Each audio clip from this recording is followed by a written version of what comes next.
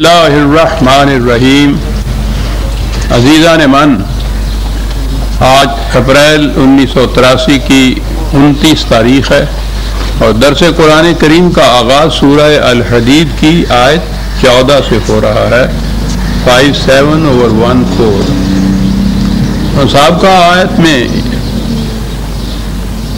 तकाबुल चला आ रहा था मोमिनीन का और मुनाफिकीन का।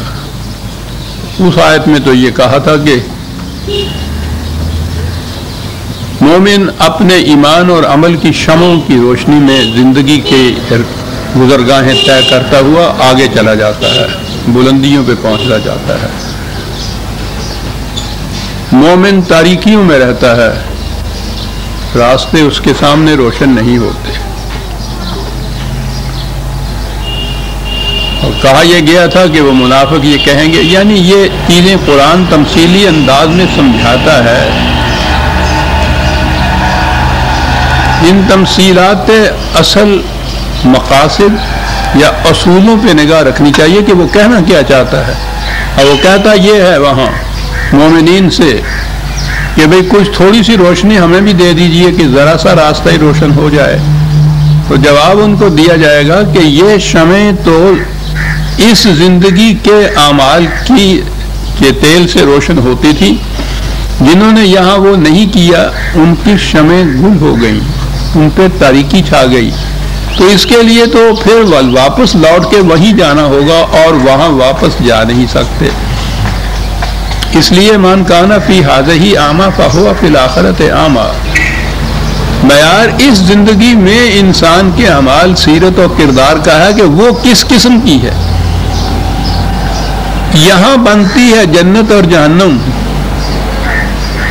अमल से जिंदगी बनती है, जन्नत भी जहन्नम भी। तो ये नहीं है कि यहाँ जहन्नम की जिंदगी बसर की और वहां गया और जन्नत आपके नसीब में आ गई। तो पहली आयत में ये कहा गया था, अब अगली आयत में ये है उसी के तसलसल में, युनादूनहुम अलम नकुम माकुम। आयत भी पूरी बात में पढ़ लूंगा और फिर इसका मफहूम भी बयान कर दूंगा। मैं पहले अर्ज कर दूं कि कुरान की रूह से मुनाफिक होता कौन है। हमारे ज़हनों में तो ये चीज़ है कि कोई शख्स जो दिल में कुफर रखे और जाहिर ईमान करे, बना हुआ मुसलमान हो, वो मुनाफिक होता है। ठीक है, लेकिन वही मुनाफिक नहीं होता। गौर से सुनिए कुरान कहता क्या है। मोमिन तो वो है कि इन्नल्लज़ीना क़ालू रब्बनल्लाह सुम्मा इस्तक़ामू, कि जिन्होंने एक दफ़ा दिल और दिमाग के पूरे इत्मीनान से वो इस नतीजे पे पहुंच गए कि जो कुछ खुदा ने कहा है, जो अक़दार उसने दी हैं, वो अबदी हैं, हकीकी हैं, उन पर हमेशा अमल किया जाएगा। और हमेशा अमल के माने ये हैं कि मोमिन की सीरत ही उसके मुताबिक ढल जाती है। मोमिन है तो उसके मुतल्लिक आप कह सकते हैं कि उसने जो वादा किया है वो पूरा करेगा, इसमें कोई शक व शुबा नहीं होगा। आप पूरे यकीन और हत्म के साथ कह सकेंगे कि ये जो इसने कहा है ये उसके मुताबिक करेगा, क्योंकि इसका उस पर ईमान है। ईमान के माने ये हैं कि जिस बात के मुताल्लिक आपने कह दिया कि ये सदाकत है, फिर आपकी पूरी जिंदगी उस सदाकत की मज़हर होनी चाहिए, होती है। इसीलिए ये प्रिडिक्टेबल होती है। कह सकता है इंसान कि नहीं साहब, ये दूसरा अगर कहे भी कि साहब ये वादा कर गया है, ये वादा खिलाफी करेगा, कह सकता है इंसान कि ये नहीं वादा खिलाफी करेगा, इसलिए कि ये मोमिन है। यानी पहली बुनियादी ही मेयार और शर्त मोमिन की और पहचान और इजहार ये है کہ اس کی سیرت اور کردار کے متعلق آپ کو کوئی شبہ نہ ہو، یعنی اس کو چھوڑ دیجیے، منافق کے متعلق تو اپنی بات ہے نا کہ اس کا ایمان کیسا ہے۔ یہاں یہ ہے کہ اس شخص کے سیرت اور کردار کے متعلق آپ کیا ویو رکھتے ہیں، رد عمل آپ کا کیا ہے۔ مومن کے متعلق آپ کا رد عمل یہی ہے کہ نہیں صاحب یہ ایسا نہیں کرے گا، اس نے وعدہ کیا ہے یہ پورا کرے گا، یہ بددیانتی نہیں کرے گا، بدمعاملگی نہیں کرے گا۔ وہ مومن جو ہے، میں نے عرض کیا ہے نا کہ اس کا تو وعدہ امن ہے۔ مومن کے ساتھ معاملہ کرنے کے بعد آپ عمل میں رہتے ہیں، بالکل آپ کو کسی قسم کا تذبذب نہیں ہوتا کہ پتہ نہیں کیا کرے کیا نہ کرے۔ مومن یہ ہے۔ شاید میں نے پہلے بھی کبھی یہ واقعہ سنا ہے، بچپن کا واقعہ ہمارا ہے، غیر منقسم ہندوستان میں، ہم تو وہاں رہتے تھے، چھوٹا سا تھا میں ابھی، گلی سے باہر ایک دکان تھی ہندو تیل بیچنے والے کی، گاؤں کے تیلی وہ مسلمان ہوتے تھے، وہ تیل لاتے تھے، اس تیلی کے پاس بیچتے تھے، یہ پھر آگے بیچتا تھا، کاروبار تھا اس کا یہ تیل کا۔ پتہ نہیں کیا بات ہوئی، وہ ایک دن میں صبح نکلا شاید مدرسے جانے کے لیے، چھوٹا سا تھا۔ اب آپ غور فرمائیے کہ اس زمانے میں ہندوؤں کا مسلمانوں کے متعلق کیا رد عمل تھا۔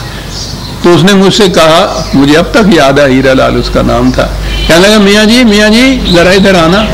ہندو مسلمانوں کو کوئی بھی وہ ہو میاں جی کہتے تھے، ذرا ادھر آئیے۔ میں وہاں گیا، کہنے لگا اس کو دیکھیے، اس چراغ دین کو، وہ تیلی جو تھا، کہنے لگا یہ مسلمان ہو کے جھوٹ بولتا ہے۔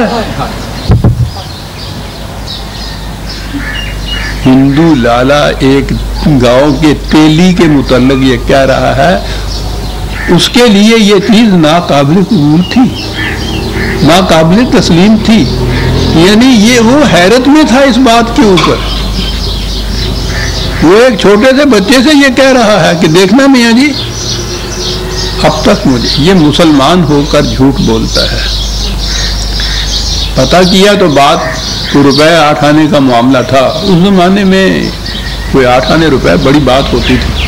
اور پھر اس قسم کا مزدور جو ہے کہ جس نے کہیں سے وہ سرسوں یا تل لیے اور پھر اس کو پیلا اور اس میں سے تیل نکالا، اٹھا کے لایا، یہاں آ کے بیچا، بیچنے کے بعد جو اسے بچا، تو پتہ نہیں کتنے دنوں کی محنت تھی، جو 1 روپیہ جس کا معاملہ تھا۔ اس نے یہ سنا تو میں نے دیکھا کہ اس کا چہرہ سرخ ہو گیا اور اس نے اپنے گدھے کو ہانکا اور چل پڑا۔ اس نے آواز دی کہ چراغ دین جانے دو، معاملہ بات صاف ہو گئی ہے، وہ اپنا روپیہ لیتے جاؤ۔ اس نے وہیں سے کہا کہ لالا اب تو اگر 1 روپیہ چھوڑ 100 روپیہ بھی ہوگا تو میں نہیں لوں گا، تم نے مجھے نہیں میرے اسلام کو ذلیل کیا ہے۔ گاؤں کا ان پڑھ تیلی، یہ ہے ایمان۔ وہ کہتا ہے کہ مسلمان ہو کر جھوٹ بولتا ہے، تعجب ہے اس کو، حیرت ہے اس کو کہ یہ کیا انہونی بات ہے۔ اس کی کیفیت یہ ہے کہ یہ سننے کے بعد پتہ نہیں وہ 1 روپیہ بیچارے کے کتنے دنوں کی وہ مزدوری بنتی ہوگی۔ اس نے یہ کہا کہ یہ تو 100 روپیہ بھی اگر ہوتا تو میں واپس اب نہیں آتا، تم نے مجھے نہیں، تم نے اسلام کو گالی دی ہے۔ چھوٹے سے پیمانے پہ میں کرتا ہوں، مومن کی پہچان یہ ہے کہ جب وہ آپ سے کوئی بات کرے، امن کرے، تو کوئی وعدہ کرے تو آپ پھر امن میں آ جائیں اس کی طرف سے، پھر آپ کو تذبذب نہ ہو۔ اب میں نے یہ لفظ تذبذب جو ہے یہ بولا ہے منافق کے لیے۔ منافق کے متعلق قرآن کہتا ہے کہ ہاؤلائے ولا ہاؤلائے مذبذبین بین ذالک،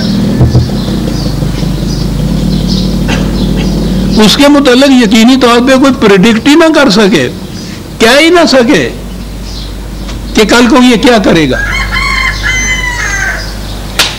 وہ بھی وعدہ کرتا ہے، خدا کی قسم بھی اٹھاتا ہے، اپنے ایمان کا اظہار بھی کرتا ہے، یہ سب کچھ ہے۔ کون سی بات ہے کہ دونوں میں جو فرق وہ یہ ہے کہ وہ پابند رہے گا اپنی اس بات کا جو اس نے کہا ہے کہ میں خدا کی ان اعمال پہ ایمان رکھتا ہوں، اس کے متعلق آپ کو یقین ہی نہیں ہوگا کہ یہ کیا کرے. مذبذبین بنا، کیا بات ہے ان عربوں کی، کیا زبان تھی ان کی. یہ مذبذبین، یہ زبن زبابن مکھی کو کہتے ہیں. غور کیجئے کہ وہ 1400 سال پہلا نہیں، 1400 سال تو اسلام آئے ہوئے، اس سے پہلے کا، ہزاروں سال پہلے کا وہ عرب جاہلیت کا زمانہ، علم و فضل کی وہاں روشنی تک نہیں ہے. وہ الفاظ کیسے بناتے تھے منافقت کے لیے. یہ تذبذب کا لفظ جو ہے مذبذبین بین ذالک، یہ قرآن نے لیا نا پھر 4/143. تصدیق کہاں ہوتی ہے؟ سلیون نے بڑی عمدہ ایک کتاب لکھی ہے لیمیٹیشنز آف سائنس. وہ بات یہ کہنا چاہتا ہے کہ جو صاحب اختیار ہے اس کے متعلق آپ سائنٹیفک میتھڈ سے نہیں کہہ سکتے کہ وہ یہ کیا کرے گا. وہ ڈسکشن یہ کر رہا ہے، وہ کہہ رہا ہے کہ ایک سائنسدان بھی یہ حتم و یقین سے کہہ سکتا ہے کہ 100 سال کے بعد سورج کو گہن لگے گا، کتنا لگے گا، کتنے بجے لگے گا، کب صاف ہو جائے گا، اور بالکل ٹھیک ہوگا وہ اس کے مطابق. ایک سائنسدان بھی 100 سال کے بعد بھی. کہنے لگے کہ 10 سائنسدان بھی ایک میز کے گرد بیٹھے ہوں اور اوپر ایک مکھی آ کے جھلملا رہی ہو تو 10 کے 10 مل کے بھی یہ نہیں بتا سکیں گے کہ یہ کہاں بیٹھے گی، اور بیٹھ گئی ہے تو اس کے بعد نہیں بتا سکیں گے کہ یہ اڑ کے دوبارہ کہاں بیٹھے گی.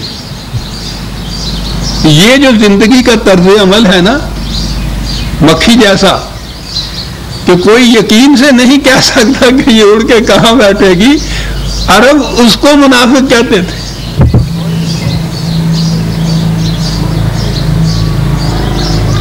نہ سنیے عزیزان من، ہم میں سے ہر ایک کے اوپر یہ وارد آ جائے گی.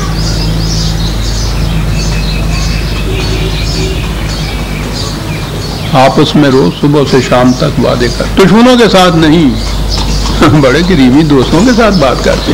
کیا اس کے بعد واقعی آپ کو امن آ جاتا ہے کہ ہاں صاحب جو بات ہو گئی ہے وہ واقعی ایسے ہوگی، اور پھر وہ ہے ایسی بات کہ وہ سورج گہن کی طرح اسی طرح سے 100 سال کے بعد بھی ویسے لگے، یا کیفیت وہی ہے مذبذبین بین ذالک. مکھی کی سی کیفیت یہ ہے کہ کوئی بتا ہی نہ سکے کہ کہاں بیٹھے گی، کہاں اٹھ کے جائے گی. یہ جو کردار ہے، یہ کیریکٹر جو ہے، اس کا نام ہے منافقت.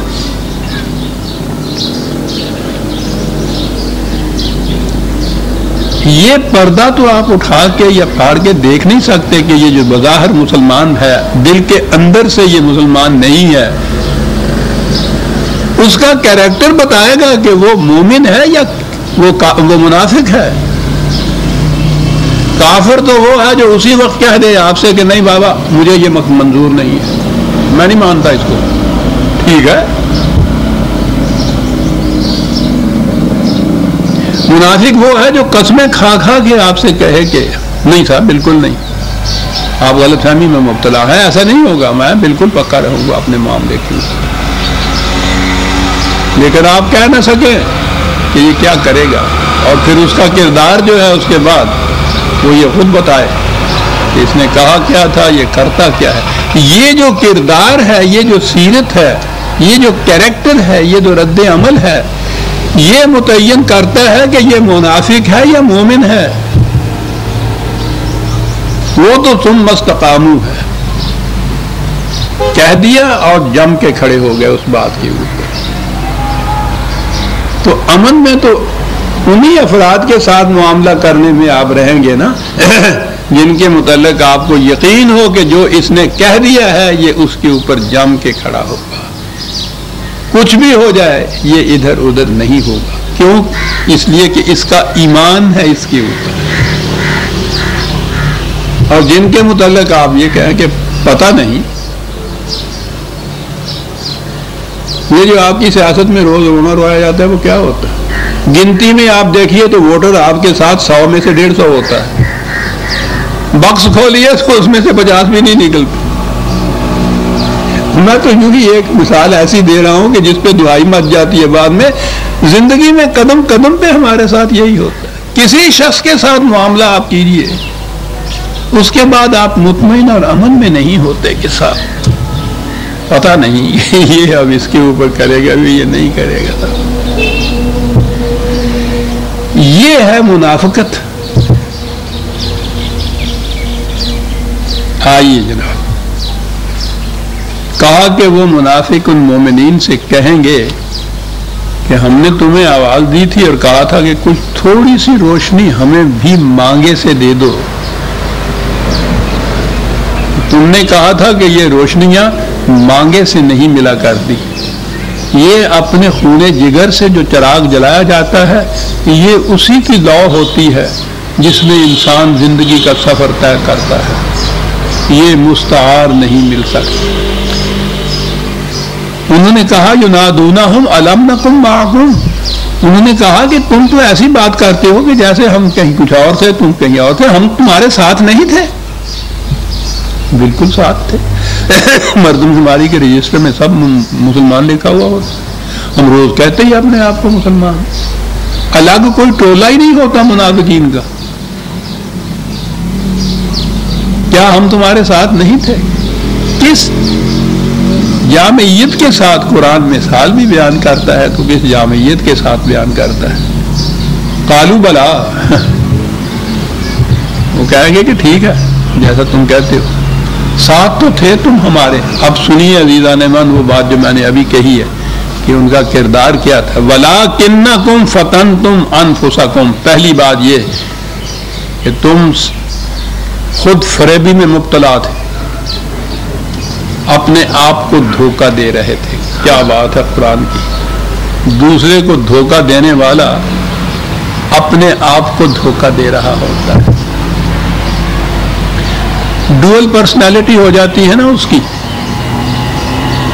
یہ اصطلاح ہے دور حاضر کی نفسیاتی، ڈوئل پرسنالٹی. آپ سے وعدہ کرتا ہے، اسی وقت اندر سے یہ بات ہوتی ہے اس کی اپنی کہ میں نے یہ پورا نہیں کرنا. یہ ڈوئل پرسنالٹی یا قرآن کہتا فی قلوبہم مرض، ان کے دلوں کے اندر ایک روگ ہے. 1400 سال پیشتر قرآن کی اصطلاحیں عزیزان من آج آپ کے ہاں کے یہ محققین اس طرحوں کو اڈاپٹ کر رہے ہیں. باقاعدہ اب تو یہ ایک طب بن گئی ہے. نفسیاتی امراض جو ہے ان کا علاج سائیکالوجی کے ذریعے سے سائیکیاٹرسٹ وغیرہ کرتے ہیں. فی قلوب ڈوئل پرسنالٹی بن جاتی ہے. ٹھیک ہے تم ہمارے ساتھ تو تھے، وَلَٰكِنَّكُمْ فَتَنْتُمْ أَنفُسَكُمْ، تم نے اپنے آپ کو دھوکہ دے رکھا تھا. کیا تھا دھوکہ؟ تربصتم، تم ہر معاملے میں انتظار کرتے رہتے تھے کہ پلڑا کس طرف کا بھاری ہے، کھڑے دیکھتے رہتے تھے. یعنی تمہارا اپنا جو رد عمل تھا، فیصلہ جو تھا وہ اس بات پہ تھا کہ دیکھیں پلڑا کس کا جھکتا ہے، اور اپنی کیفیت ور تب تم ہر وقت شبہ میں ہی رہتے تھے. یہ شک اور ریب دونوں ہی عربی زبان کے لفظ ہے. شک کے معنوں میں آتا ہے، لیکن میں نے عرض کیا ہے نا کہ عربی زبان میں کوئی لفظ بھی مرادف نہیں ہوتے، یعنی ایگزیکٹلی وہی معنی نہیں دو لفظوں کے ہوتے. عربوں کے روح سے تو کیا بات تھی ان لوگوں کی. یہ زبان کا بڑا عیب ہے کہ کسی ایک چیز کے لیے ایک سے زیادہ لفظ ہوں، اور کیفیت ان کی یہ کیفیت یہ تھی کہ ایک اونٹ کے لیے 600 لفظ تھے، تلوار کے لیے 1000 لفظ تھے شاید. لیکن کوئی دو لفظ جو تھے وہ ایک معنی نہیں دیتے تھے، ان میں شیڈز ہوتے تھے، فرق ہوتا تھا. ریب ان کے ہاں شک کے معنوں میں شک کہتے ہیں، لیکن ریب اس شک کو کہتے ہیں کہ جس شک سے آپ کے دل میں اضطراب پیدا ہو جائے. ایک تو باہر کے کسی معاملے میں ایک شک ہے نا کہ یہ بندوق چلی ہے یہاں چلی ہے یا وہاں چلی ہے، آپ ذاتی طور پہ اس سے متعلق نہ ہوں، لیکن اگر یہ بات ہو کہ آپ کا بچہ باہر گیا تھا کہیں، اس کو نہ لگ گئی ہو، اب یہ جو یقینی بات تو ابھی نہیں ہوئی ہے، شک کی بات، اس شک سے آپ کے دل میں ایک اضطراب پیدا ہوا، اس کے لیے وہ ریب کا لفظ استعمال کریں گے، ذالک الکتاب لا ریب فی۔ اس سے اس کتاب کے حوالے سے جو تمہیں یقین پیدا ہوگا، پھر تمہارے دل کو اضطراب نہیں رہے گا۔ ایک لفظ ریب کے اندر یقین اور عدم اضطراب یا سکون کی کیفیتوں کو بیان کر جانا، یہ ہے زبان عربی کی۔ تمہاری کیفیت یہ تھی وَارْتَبْتُمْ، شک تھا تمہیں، اور ایسا شک جو تمہارے دلوں کو اضطراب میں رکھے ہوئے تھا کہ پتہ نہیں یہ ہو کہ پتہ نہیں وہ ہو، کہیں مس نہ کر جائیں چانس کو، بھئی ذرا اور غور سے دیکھو معاملے کو، دیکھو۔ عجیب قسم کا اضطراب ہوتا ہے، امن نصیب نہیں ہوتا۔ مومن تو وہ ہے جسے امن نصیب ہوتا ہے۔ وَارْتَبْتُمْ، کہا یہ سارا کچھ کیوں کرتے تھے تم؟ غرتکم الامانی، تمہارے پیش نظر ذاتی مفاد تھا، اور اس نے تمہیں یہ دھوکہ دے رکھا تھا کہ کیا روش اختیار کروں، جو کچھ کہہ بیٹھا ہوں اس پہ جمع رہوں یا اس میں سے پھر نکلنے کی راہیں تلاش کروں۔ جو آپ کو پتا ہے میں نے یہ کہا تھا کہ وہ دکاندار سودا کر کے آیا، آ کے لڑکے اپنے سے کہا کہ میں یہ سودا کر آیا ہوں، تو اس نے کہا کہ ابا جان غلطی کی، اس میں تو نقصان ہو جائے گا۔ کہنے لگا کوئی بات نہیں، نقصان ہو جائے گا تو کہنے لگا جی نہیں نقصان ہو جائے گا۔ وہ کہنے لگا کوئی گل نہیں، اسی رفڑ پا دیں گے۔ وہ کہنے لگا پھر ابا جی جاؤ ہوں یہ کچھ کرو، دیر نہ ہو جائے۔ کہنے لگا ہوں تو اثر کی نماز کا ویلا تنگ ہو رہا،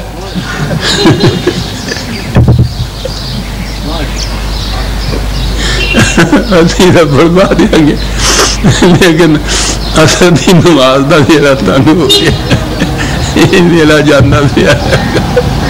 ابھی قرآن آتا ہے اس نماز کے اوپر بھی کہ پھر ان منافقین کی نماز کو دیکھیے یہ کیا کہتے ہیں۔ وہ بیٹھ یہ بات ہے کہ کوئی گل نہیں، ایسی رفڑ پا دیں گے۔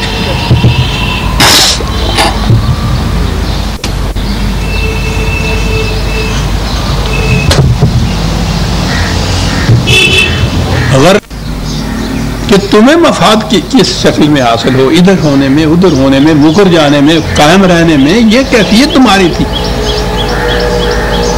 کون سی شکل اختیار کروں؟ یہ جب سے یہ آپ کا اسلامی نظام رائج ہوا ہے نا، یہ زکوٰۃ کا مسئلہ، وہ بینک کے اکاؤنٹس کے اوپر وہاں سے وہ کاٹی جاتی ہے، تو وہ اس میں ہوتا یہ ہے کہ وہ بینک میں جو جمع کیا جائے اس میں سود ملتا ہے۔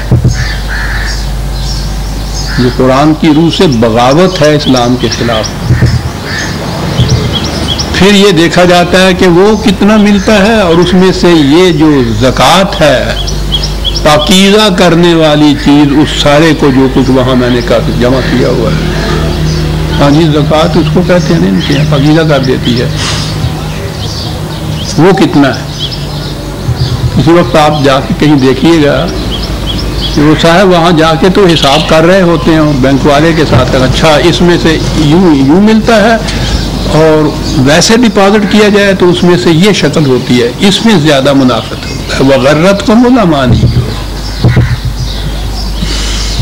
تمہارے پیش نظر اپنا ذاتی مفاد ہوتا ہے، اور اس کے لیے تم پھر گنتے رہتے ہو، جمع مالہ وعددہ، جو کچھ جمع کراتے ہو وہاں، پھر اس کے بعد اس کا وہاں حساب کرتے ہو کہ کس شکل میں زیادہ ملے گا۔ یہ نہیں کہ کون سی شکل رزق حرام کی ہے اور کون سی رزق حلال کی، یہ نہیں ہوتا تمہارے ہاں فیصلہ کرنے کا معیار یہ ہوتا ہے کہ کس طریق سے مجھے زیادہ فائدہ ہوتا ہے۔ یہ ہے منافقت۔ حتی جاء امر اللہ، تم اسی کشمکش کے اندر گرفتار رہے۔ وہ جو دور تھا ہمارا، اس میں تو قدم قدم کے ساتھ یہ جماعت مومنین اور یہ جو مخالفین تھی ان کے ساتھ ٹکراؤ ہوتا تھا، تصادم ہوتا تھا، میدان جنگ تک جانا ہوتا تھا، کہاں کہ آخری فیصلہ خدا کی طرف سے آ جاتا تھا. یہ صورت تھی. اور تم اس باب میں اکیلے نہیں تھے. وَغَرَّكُمْ بِاللَّهِ الْغُرُورُ، بڑے بڑے فریب کار تھے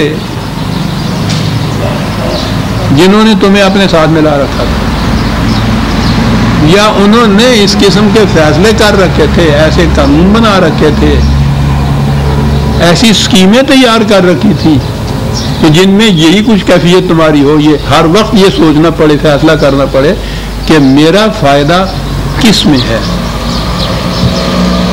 مومن یہ ایک دفعہ فیصلہ کر لیتا ہے. ان اللہ اشتری من المؤمنین انفسهم واموالهم بان لهم الجنہ. ایک دفعہ فیصلہ کرتے جان اور مال دونوں خدا کے ہاتھوں بیچ دیتا ہے، پھر وہ کہتا ہے یہ میری رہی نہیں ہے، اس لیے مجھے اس کے متعلق فکر کرنے کی ضرورت کیا ہے. یہ قدم قدم پہ فیصلہ کرتا ہے اس کے متعلق. دکھ دگا لگی رہتی ہے، ریب جسے قرآن نے کہا ہے کیفیت یہ. تو عزیزان ایمان آپ نے دیکھ لیجیے کہ پھر قرآن کی روح سے منافق کسے کہتے ہیں.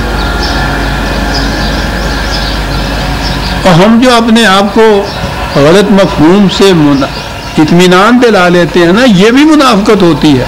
کہ نہیں، منافق وہ ہے کہ دل میں وہ کافر ہو، زبان سے ایمان رکھے، تو میں تو دل میں کافر نہیں ہوں. چل بھائی، یہ نہیں کہ منافق وہ ہے کہ جس کے کسی قول اور فعل اور کسی معاملے کی بات کے اوپر کوئی یقین ہی نہ ہو، اس کو اطمینان ہی نہ ہو.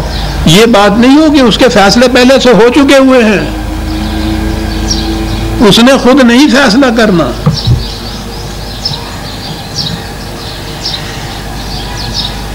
اور پھر پورا معاشرہ جس میں پھر کہا کہ یہ بڑے بڑے جو ہیں غرکم باللہ الغرور، پورا معاشرہ ہی ہو تو پھر اوپر سے بات چلتی ہے، نیچے تک چلتی ہے، پھر وہ تو پھر پورا معاشرہ ہی منافق ہو جاتا ہے. کہا کہ فَالْيَوْمَ لَا يُؤْخَذُ مِنْكُمْ فِدْيَةٌ وَلَا مِنَ الَّذِينَ كَفَرُوا مَأْوَاكُمُ النَّارُ ہِیَ مَوْلَاكُمْ ہِیَ مَوْلَاكُمْ وَبِئْسَ الْمَصِيرُ. کہ آج اگر یہ کہو کہ صاحب کوئی بات نہیں، ہم نے والا سے بددیانتی سے اتنا تھا کما لیا تھا، اتنا زیادہ لے لیا تھا، ٹھیک ہے جی، بددیانتی تھی وہ، اس کے آرام تھا، آج وہ ہم دے دیتے ہیں جی واپس. آج نہیں. زندگی کے معاملات اس زندگی کے ساتھ تھے، سوال تو وہاں کا تھا.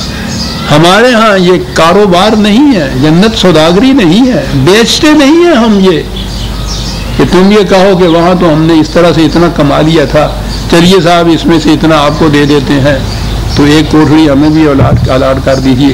کہ یہ یوں بیکا نہیں کرتی، سوداگری نہیں ہوتی ہمارے ہاں. اب تو تمہارا ٹھکانہ جہنم ہے. اور کیا بات ہے، مأواکم نار پہلے کہا ہے، ایسے ذہن میں ہے جیسے وہ کہیں اور ہے وہ آگ جو تمہارا ٹھکانہ ہے. جس کہا ہیا مولاکم، ارے یہ ہے تمہاری پناہ گاہ، ہیا مولاکم، یہی جہنم ہوتی جس کے شعلے قرآن کے الفاظ میں دلوں کو لپیٹ لیتے ہیں. جہنم وہ ہوتی ہے نار اللہ تی موقدۃ اللہ، نار اللہ التی موقدۃ التی موقدۃ التی علی العقدہ، جس کے خدا کی جلائی ہوئی آگ جس کے شعلے دلوں کو لپیٹ لیتے ہیں. ہے مولا کو بئس المصیر. دیکھا کیسی پناہ گاہ ملی ہے تم لوگوں کو. پناہ کی تلاش کی نا جہاں تمہیں پناہ مل جائے. پناہ وہاں ملی ہے جہاں دنیا بھر کا سوز و درد و داغ ہے، جہاں آگ ہی آگ ہے یا کہ شعلے دلوں کو لپیٹنے والے. پناہ گاہ وہ ہے تمہارے ہاتھ کی طرف. قرآن کریم نے وہ جو اولی دور تھا اسلام کا، اس میں ایک کیٹیگری اور بھی گنائی تھی. وہ تھے یہ اعراب، جن کو کہتے تھے بدو، صحرا کی آبادیاں، جن کو وہ جن کہہ کے بھی پکارتا تھا، اعراب کہہ کے بھی پکارتا ہے. اب بھی وہ اعراب ہی کیا بولے جاتے ہیں وہ لوگ جن کو ہم لوگ بدو کہتے ہیں. وہ بھی جب یہ مدینے میں اسلامی سلطنت قائم ہو گئی، مملکت قائم ہو گئی تھی، تو پھر یہ ایسے قبائل تھے کہ جنہوں نے سرنڈر کر دیا تھا اپنے آپ کو اور اس مملکت کے تابع زندگی بسر کرنے کا عہد کر لیا تھا. یہ یعنی وہ انہوں نے دل اور دماغ کی اطمینان کے ساتھ ان صداقتوں کو قبول نہیں کیا تھا، بلکہ اس مملکت کی شان و شوکت، انتنا، قوت، واؤ کو دیکھ کر اپنے آپ کو سرنڈر کر دیا تھا، ان کے سامنے جھک گئے تھے، اور بہرحال اس اعتبار سے وہ اپنے آپ کو مومن کہتے تھے. قرآن نے کہا قالت الاعراب آمنا 49/14 بڑی اہم آیت ہے. یہ بدو آ کر کہتے ہیں آمنا، ہم ایمان لے آئے ہیں. کل لم تؤمنوا، کہا ان سے کہو کہ یہ بات مت کہیں، یہ ایمان نہیں لائے. کیا فرق ہے؟ یہ نہ کہیں وَلَٰكِنْ قُولُوا أَسْلَمْنَا، صرف یہ کہیں کہ ہم نے سرنڈر کیا ہے اپنے آپ کو، ہم اس مملکت کے سامنے جھک گئے ہیں. یہ جو قوانین نافذ ہو رہے ہیں تون اور کرہن ہم ان کو مان رہے ہیں. کیا کرتے؟ کہو ان سے کہ یہ کہیں، یہ نہ کہیں کہ ہم ایمان لے آئے ہیں. کیا باریک فرق ہے قرآن نے جو کیا ہے. اجازت دیں تو میں بڑھوں آگے یہ نہ کہتا ہوا کہ کتنے ہیں ہم میں سے عزیزان من جنہوں نے دل اور دماغ کے پورے اطمینان کے ساتھ قرآن کی عداقت کو تسلیم کیا ہوا ہے، اور ان کا قلب اس پہ مطمئن ہے، اور ان کی زندگی میں استقامت ہے، پھر کبھی شک نہیں پیدا ہوا. کتنے ہیں جو اپنے آپ کو مومن کہہ سکتے ہیں؟ کہا ان سے کہو کہ نہ، یہ نہ کہو لم تؤمنوا ولٰكِنْ قُولُوا أَسْلَمْنَا، کیوں نہ کہیں کہ ہم مومن ہیں؟ کہا اس لیے کہ وَلَمَّا يَدْخُلِ الْإِيمَانُ فِي قُلُوبِكُمْ، ایمان تمہارے دل کی گہرائیوں میں نہیں اترا. ابھی دل کی گہرائیوں میں اتر جائے تو پھر وہ سیرت اور کردار کے اوپر اپنا اثر پیدا کرتا ہے. یہ جسے انسان کے کردار و سیرت کہتے ہیں، اس کی بنیاد تو اس کے فیصلے اور ارادے پہ ہوتی ہے نا. اور اس کے لیے ایک لفظ، یہ قلب کا ہی لفظ استعمال ہوتا ہے، دل جسے عام طور پہ کہتے ہیں. تو کہا کہ وہاں نہیں ابھی یہ گیا ایمان تمہارا کہ اس نے اس قلب کی قلب ماہیت کر دی ہو کہ اس کے ارادے ہی بدل گئے ہوں، اس کے مقاصد بدل گئے ہوں، اس کی خواہشات بدل گئی ہوں. وہ چاہے ہی وہ جو خدا چاہتا ہے. یہ ہے قرآن کے الفاظ.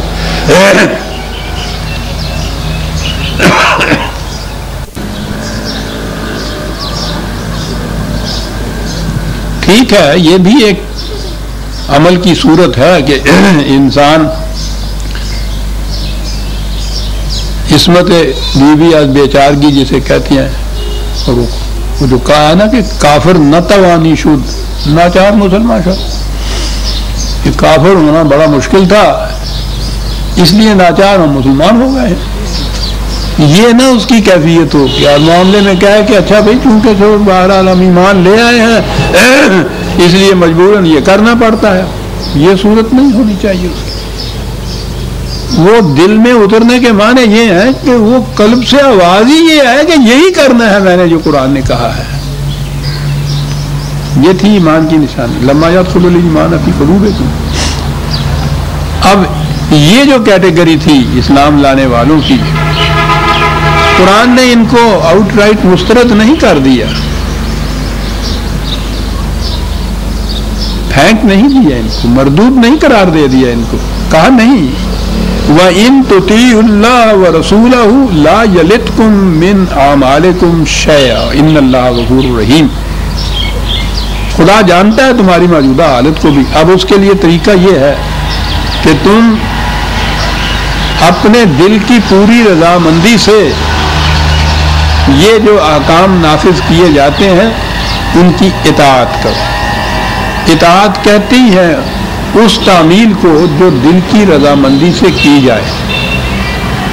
یہ لفظ ہی اس کے لیے بولا جاتا ہے. تان نخل وہ کہتے تھے اس کھجور کو جو پک کے خود گر جائے, جھانپڑوں سے مار مار کے اس کو نہ اتارنا پڑے. کیا بات ہے سب. تو کہا کوئی بات نہیں ہے, تمہاری موجودہ یہ حالت جو ہے خدا اس پہ نگاہ رکھتا ہے. اس نظام کے اندر تم آ گئے ہو, ان احکام کو دل کی رضامندی سے مانتے چلے جاؤ گے تو خود بخود تمہاری کیفیت ایک دن ایسی ہو جائے گی جیسی ایمان والوں کی ہوتی ہے. لیکن اس کے لیے یہ پروگرام ہے جس کے اوپر عمل کرنا ہوگا. یہ ایک کیٹیگری تھی. اب ان کے متعلق کسی ایک مقام پہ آ کے یہ کہنا پڑا کہ الم یأن للذین آمنوا ان تخشع قلوبهم لذکر اللہ وما نزل من الحق ولا یکونوا کالذین اوتوا الکتاب من قبل فطال علیہم الامد فقست قلوبهم وکثیر منهم فاسقون. کہا کہ کیا وہ لوگ جن کا میں نے ابھی ذکر کیا ہے, جو قرآن نے ذکر کیا ہے اپنے ہاں, کہ جو اس طرح سے اس ٹرانزیٹری پیریڈ میں تھے, یوں کہیے کہ انہوں نے اس طرح سے اپنی سیرت اور کردار میں ایک تبدیلی پیدا کرنی تھی اور اس کے بعد کہا جانا تھا کہ واقعی یہ ایمان والے ہیں. کہا کہ کیا ان کے دلوں میں یہ جھکاؤ پیدا ہو گیا ہے کہ اس طرح سے وہ ان احکام کی اطاعت اور تابعداری کریں. جو کچھ قرآن نے نازل کیا ہے, یہ قرآن اس پر اس طرح سے عمل پیرا ہوں. وہ نہیں کہ مجبوراً سلطنت کی شوکت اور حشمت کو دیکھ کر جھک گئے اس کے سامنے, بلکہ یہ کہ اب ان کے قلوب اس کے سامنے جھکیں کہ کیا وہ کیفیت پیدا ہو گئی ہے ان کے اندر یا نہیں. اگر نہیں ہوئی تو ان سے کہیے کہ پھر اگر یہ لمبا عرصہ اگر پڑا کرتا ہے تو پہلی امتوں کے ساتھ بھی یہ ہوا تھا کہ انہوں نے اس کے اندر لمبی لمبی وہ ہائی کورٹ سپریم کورٹ کی تاریخیں لینی شروع کر دی تھی. تو کوئی بات نہیں, ابھی جلدی کیا ہے, کر لیا جائے گا, دیکھ لیا جائے گا. کہنے لگے نہیں, اس کو ملتوی نہ کرو اس چیز کو. اس التواس سے پھر بجائے اس کے کہ دلوں کے اندر وہ گداز رہے, وہ سوز رہے, جو اس کو قبول کرے, دل پتھر کے ہو جایا کرتے ہیں. پھر چاہو گے بھی تو وہ قبول نہیں کرے گا. اس میں شبہ نہیں تھا. پہلی دفعہ جب کسی اس قسم کی قرآن کے کسی قدر کی یا حکم کی خلاف ورزی کی جائے تو وہ کچھ تو اندر سے ٹکراؤ ہوتا ہے نا پیدا. اور اگر پھر یہی روش اختیار کی جائے اور اس پہ زمانہ گزرتا چلا جائے تو پھر کسی قسم کی ٹھکری بھی پیدا نہیں ہوتی. وہ جسے ضمیر کی آواز کہا کرتے ہیں عام طور پر, وہ دل پتھر کے ہو جاتے ہیں. جیسے قرآن نے کہا کہ پہلی قوموں کے ساتھ یہ ہوا تھا. تو اس لیے یہ نہ ذہن میں رکھو کہ کوئی بات نہیں ہے, کر لیں گے, جلدی کیا پڑی ہے. اب جلدی کیا پڑی ہے کہ بعد وہ پھر تو وہ شعر یاد آ گیا ہوگا آپ کو جو اکثر پڑھا کرتا ہوں, کیوں مرے جاتے ہو ناطق, ابھی جلدی کیا ہے. تم نے ہونا ہو تو کھا پی کے مسلمان ہونا. جی انتظار کرو, 900 چوہے اکٹھے کرو تو پھر حج کو جاؤ, ملی جاتی ہے. کہا یہ نہ کرو, التوا میں نہ ڈالو اس معاملے میں. بڑی عجیب چیز ہے قرآن نے جو پہلے ہی جب مرض کے سمٹمز معلوم ہوں, تمہیں علامات, پہلی خفیف سی علامت بھی آپ کو نظر ہو, اسی وقت اس کا علاج شروع کر دیا جائے تو بڑی جلدی آرام آ جاتا ہے. اگر اس میں تاخیر کرتے چلے جائیں گے آپ, مرض مہلک ہوتا چلا جائے گا. ہو سکتا ہے کہ ناممکن العلاج بھی ہو جائے اس کے لیے. تو اس لیے یہ روش بھی نہیں ہونی چاہیے کہ کوئی بات نہیں, جلدی کون سی ہے, ابھی کو مر چلے سکتا نہ. پتھر کے دل ہو جاتے ہیں اور اکثریت پھر اس پیٹرن سے ہی نکل جاتی ہے جس کے اندر وہ یوں جھک کے آئے تھے. جناب باقی رہا یہ کہ کیا یہ ممکن بھی ہے, ایسے لوگ جو اس طرح سے آئے تھے کہ وہ اس پروگرام پر عمل پیرا ہونے سے پھر واقعی مومن ہو جائیں, کہ یہ ممکن بھی ہے وہی قرآن کا انداز مثال دینے کا کہنے لگے ممکن کیوں نہیں ہے؟ اعلموا ان اللہ یحیی الارض بعد موتہا، زمین مردہ جو بالکل ویران اور بنجر ہوتی ہے وہ بھی دوبارہ زندہ اگر ہو سکتی ہے، اس میں بھی نمود ہو جاتی ہے اور رویدگی اٹھ سکتی ہے، تو پھر اس قسم کے تمہارے دلوں کے اندر یہ حق کی نمود کیوں نہیں ہو سکتی؟ وہ ایک ذرا سی مثال بتا دی کہ صلاحیت اس کے اندر تھی، اسباب ایسے نہیں تھے کہ جن کی وجہ سے وہ صلاحیت نمود میں آ سکتی تھی۔ وہ اس قسم کے حالات پیدا کرو، انوائرنمنٹ پیدا کرو، اس قسم کے معاشرہ پیدا کرو، ان کے لیے حالات ایسے پیدا کرو تو تم دیکھو زمین مردہ بھی تو ایک دم زندہ دوبارہ ہو سکتی ہے اور ہو جاتی ہے۔ قد بینا لکم الآیات لعلکم تعقلون۔ دیکھو ہم کس طرح سے باتیں واضح طور پر بیان کرتے ہیں۔ یہ واضح طور پر بیان کرنے سے مقصد کیا تھا؟ لعلکم تعقلون، تاکہ تم عقل و فکر سے کام لینا سیکھو۔ قرآن کا مقصد یہ ہے کہ وہ عقل سے کام لینا سکھاتا ہے۔ مذہب میں عقل کے پیچھے لٹ لے کے پھرتے ہیں کہ اسے تو آنکھیں بند کر کے ماننا ہوگا، عقل اور علم اور فکر اور شعور کا اس میں کوئی دخل نہیں۔ وہ کہتا ہے کہ یہ ٹھیک ہے، ہم بہت واضح طور پر یہ باتیں بیان کرتے ہیں، آیات کو کھول کھول کے لیکن یہ دوسری جگہ یہ ہے کہ قرآن ہے ہی ان کے لیے لقوم یعقلون، وہ قوم جو عقل سے کام لے۔ یہ اندھے بہرے گونگے کے لیے تو قرآن ہے ہی نہیں۔ کہا کہ ہم واضح طور پہ بات بیان کرتے ہیں لعلکم تعقلون، تاکہ تم عقل سے کام لو۔ اور اس کے بعد یہ کہا کہ ایمان کا دعویٰ کیا تم نے، یہ محض زبان سے چند الفاظ دہرا لینے کا نام نہیں ہے۔ اس کے بعد ہے ان المصدقین والمصدقات، اس کو اپنے عمل اور کردار سے تم نے سچ کر کے دکھانا ہے جو زبان سے کہتے ہو۔ یہاں آ کے پھر ایماندار ہوتا ہے انسان کہ جس چیز کے متعلق کہتا ہے کہ میں اس پہ ایمان لایا ہوں، وہ پھر اپنی سیرت اعمال سے، کردار سے، معاملات سے اسے سچ کر کے دکھائے۔ تو میری بیٹیوں نے تو دیکھ لیا ہوگا کہ مصدقین ہی صرف نہیں کہا، مصدقات بھی کہا ہے، عورتوں کو الگ نہیں کیا، حالانکہ عربی زبان کا ہی قاعدہ نہیں بلکہ یہ لا کا عام قاعدہ ہے کہ جہاں کہیں مذکر اور مؤنث دونوں مقصود ہوں نا کسی ایک کیٹیگری میں، تو اس کے لیے ورب یا پروناؤن ضمائر وغیرہ جو ہے وہ مذکر کی لاتے ہیں صرف، اور مقصد دونوں کو ہی ہوتا ہے، کور کر دے رہا۔ یہ قاعدہ ہے قانون کا، قانون کی کتابوں میں یہ لکھا ہوتا ہے، اور وہاں جہاں بھی یہ چیزیں آتی ہیں جس کی اپلیکیشن قانون کی تمام پہ ہوتی ہے، وہاں یہ صیغے بھی اور یہ ضمیریں بھی یہ مذکر کی لاتے ہیں، اور اس میں مذکر اور مؤنث دونوں انکلوڈڈ ہوتے ہیں۔ قرآن کا بھی یہ انداز ہے، ورنہ یہ جو دلیل دیتے ہیں آج کل عام طور پہ دیکھو جی قرآن نے جہاں بھی کہا ہے شہادت وغیرہ کے متعلق وہاں صیغے مذکر کے استعمال کیے ہیں، تو عورتیں تو اس میں آتی نہیں۔ ان سے کوئی پوچھے، اب کوئی عقل سے کام لے تو ان سے پوچھے بھی کہ قرآن میں تو جتنے احکام دیے ہیں مومنین کے وہ سارے مذکر کے صیغوں میں ہیں، بجوز ان چند کے جو صرف عورتوں کے لیے ہوتے ہیں۔ کتب علیکم الصیام جو کہا ہے قرآن نے، اور پھر جتنے احکام دیے ہیں قرآن نے وہ تو سارے ہی مذکر کے صیغوں کے اندر ہیں۔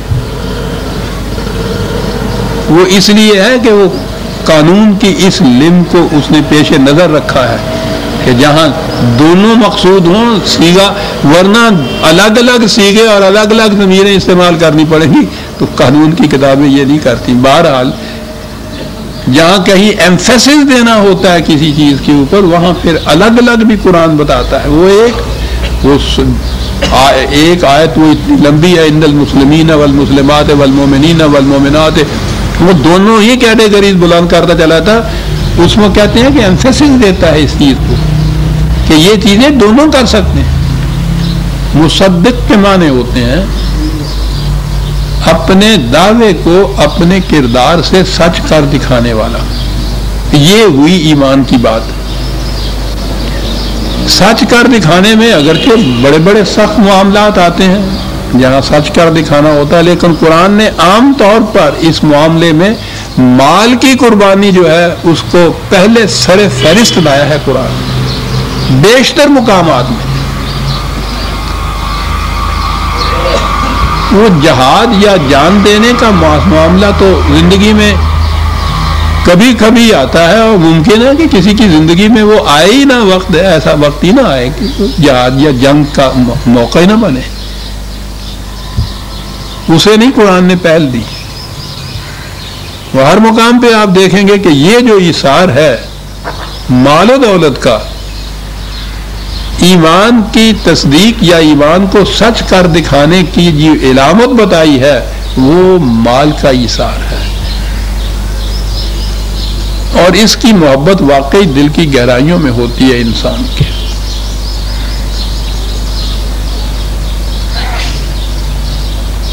گر جان طلبی سخن ترین است، گر زر طلبی سخن ترین است۔ جان مانگتے ہو کوئی بات ہی نہیں ہے، سب دے دیں گے۔ پیسہ مانگتے ہو تو پھر کچھ سوچنا پڑے گا۔ یہ پیسے والے جو لوگ ہیں، پتہ نہیں کاروباری لوگوں کو، آپ نے جو بڑے پکے نمازی پرہیزگار مسلمان ہوتے ہیں ان کو معلوم ہے، آپ کو جو کچھ سودا کرتے ہیں تو اس میں یہ ہوتا ہے نا کہ اللہ تعالیٰ سے معاملہ کرتے ہیں کہ اگر اس سودے میں مجھے 10,000 نفع ہو گیا نا تو یہ نہیں کہ اس 10,000 میں سے میں 1,000 روپیہ لا کے نام پہ دے دوں گا، نہ، اگر 10,000 نفع ہوا تو میں 100 نفل پڑھوں گا۔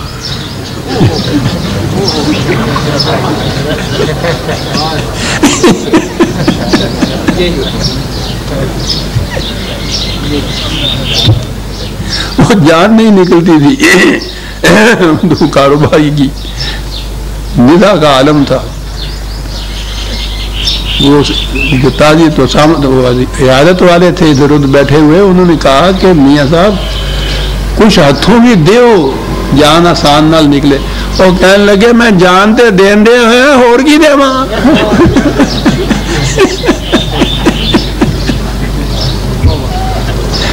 ہاتھوں دین والا معاملہ بڑا سخت ہے، اور وہ ہماری دوسری رگ کو جانتا ہے۔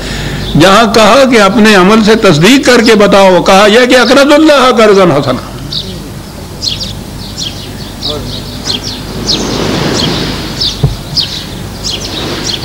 نظام اسلامی کے معاملے میں خدا کے دین کو عملاً متشکل کرنے کے لیے، مستحکم کرنے کے لیے یقیناً پیسے کی ضرورت ہوگی، جانوں کی ضرورت تو کبھی کبھی آگے پڑے گی، یہ تو قدم قدم پہ ضرورت، شرط اولی یہ ہوگی۔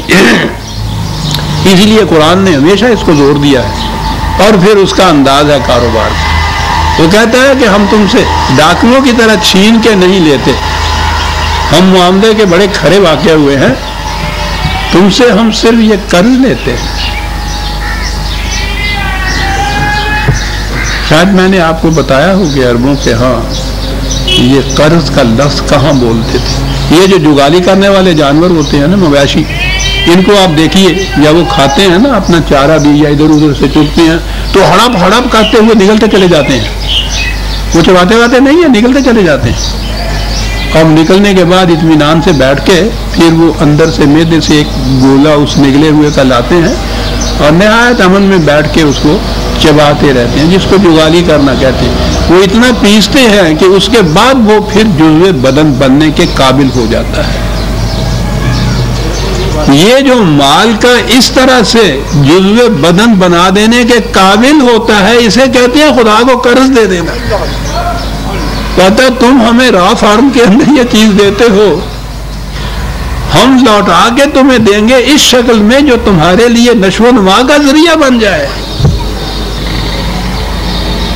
وہ تو لفظ استعمال جو کرتا ہے عزیزان ہمارے، اسی میں ایک انقلاب آفری چیز ہوتی ہے۔ یوں واپس دیتا ہے اسلامی نظام، ڈاکہ نہیں ڈالتا، چھینتا نہیں ہے، جھپڑتا نہیں ہے، واپس دیتا ہے، لیتا ہے تو اس شکل کے اندر جتنا جی چاہے روپیہ تم اپنی تجوری میں رکھ چھوڑو، الماری میں رکھ چھوڑو، 1 रुपया भी उसमें इजाफा नहीं होता, ना वो तुम्हारे किसी काम आता है। हमें दे दो तो हम तुम्हें उसके एवज में जो कुछ देंगे उससे तुम्हारे जिस्म और जात दोनों की नशो नुमा होगी। हम वो जुगाली किया हुआ वापस देंगे, कर्जन हसनन युज़ाफ़ु लहुम। देखो कितना ज्यादा हो गया। जुज़्वे बदन जो गज़ा बनती है अज़ीज़ा ने मन, वो बड़ी गज़ा होती है। उस गज़ा के मुकाबले में जो अनएसिमिलेटेड बाहर निकल जाए, गैर हजम शुदा गज़ा मैदे में अंतड़ियों में जो बाहर निकल जाए, यही नहीं कि वो जुज़्वे बदन नहीं बनती, वो 1000 किस्म के अमराज का मूजब बन जाती है। गज़ा वही गज़ा होती है कि जो जुज़्वे बदन बन जाए। कहा हम इस तुम्हारे पैसे को ये बना के लौटाएंगे तुम्हारे पास, और ये वो चीज है वलहुम अजरुन करीम, अजर है। और वो है कि जो ये करीम का लफ्ज अरबी जुबान में अरबों के यहाँ इंतहाई महासन सिफात जितनी चीजें किसी में जमा की जाए ना, उसके लिए ये लफ्ज करीम बोलते थे। इस किस्म का वापस देंगे तुम्हें हम। ये इस्लामी निज़ाम करता है अज़ीज़ मन, जो देता है उसको इस तरह से वापस करता है। वल्लज़ीना आमनु बिल्लाहि व रुसुलिही उलाइका हुमुस सिद्दीक़ून। ये आयत वक्त हो गया, मैं आगे लूँगा क्योंकि इसमें अल्फाज मुख्तलिफ आते हैं। तो यहाँ सिर्फ यही चीज़ आई कि ये तस्दीक करने वाले कुरान ने जो कहा है, ये वो लोग हैं अकरजुल्लाह कर्जन हसना। ये है टेस्ट इस चीज़ का कि तुम अपने दावा ईमान को सच करके दिखाते हो या नहीं। मैं समझता हूँ कि इसके मुतल्लिक़ भी मैं अगले दर्स में ये अर्ज़ करूँगा कि यही ईमान और यही जिनको इबादत कहते हैं, जब वो दीन के बजाय मज़हब की शक्ल अख्तियार कर लेती हैं तो फिर उनकी क्या कैफियत होती है। वहाँ तो ये रॉ मटीरियल इस तरह से जुज़्वे बदन बनने के काबिल हो जाता है उस निज़ाम में, और यहाँ कैफियत क्या होती है इसकी, वो फिर मैं कुरान के अल्फाज में आइंदा दर्स में दूंगा। इसी आयत को फिर ले लूँगा। और भी सूरह अल हदीद की यूँ समझिए कि आयत 18 तक हम आ गए, 18 को भी लेंगे और 19 को भी आइंदा से की। रब्बना तक़ब्बल मिन्ना इन्नका अंतस समीउल अलीम। शुक्रिया।